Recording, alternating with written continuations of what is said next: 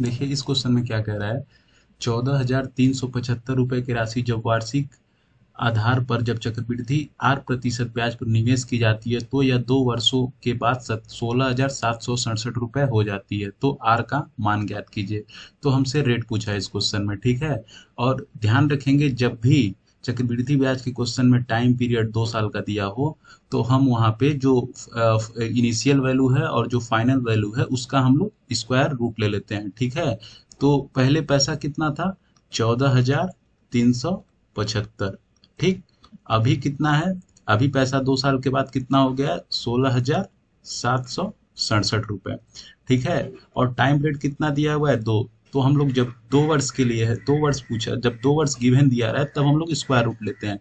अब ये नहीं कि अगर 3 3 साल दिया हो या फिर 4 साल दिया हो, 1 साल तो देगा नहीं क्योंकि 1 साल का वो SI CI सेम ही होता है।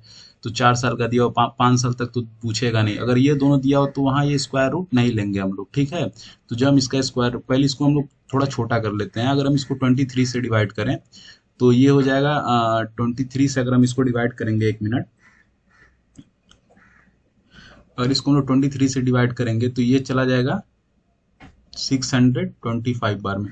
और जब हम इसको डिवाइड करेंगे तो ये चला जाएगा 729 में। तब हम लोग इसको देखने से ही पता चल जाएगा ये स्क्वायर रूट बन भी रहा है।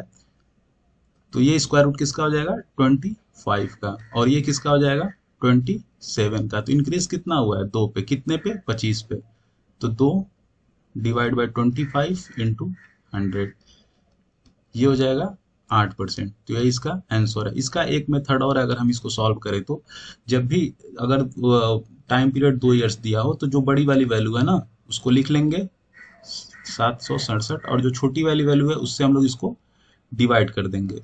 ये इससे भी थोड़ा सा इजी पड़ जाएगा, बस थोड़ा सा डिवाइड करना होगा। तो जब हम इसको डिवाइड करेंगे ना तो ये आएगा 1.1664। तो इसको हम लोग को, इतने को हम लोग को नेग्लेक्ट करना है, ठीक। इसको देखना है, इसको, ठीक है, इसको देखना है और इसमें 100 से इंटू कर देना है। तो जब हम लोग 100 से इंटू करेंगे ना तो 16.64, ये इसका रेट हो जाएगा कितने ईयर्स के लिए, 2 इयर्स के लिए, ठीक। तो हम लोग को पूछा कितना है, आर का मान हमेशा 1 साल से काउंट होगा। तो हम लोग को पता है अगर 8 का हम लोग सक्सेसिव लेंगे 8% का, तो 8% का सक्सेसिव कितना हो जाएगा, 8 + 8 +8 × 8 डिवाइड बाई 100। तो ये हो जाएगा 16.64। तो ये हमारा, यहाँ से हम लोग देख लेंगे तो ये, इसको देखने के बाद ही हम लोग को पता चल जाएगा कि जो आर की वैल्यू है वो यहाँ पे 8% होगी। Thank you so much.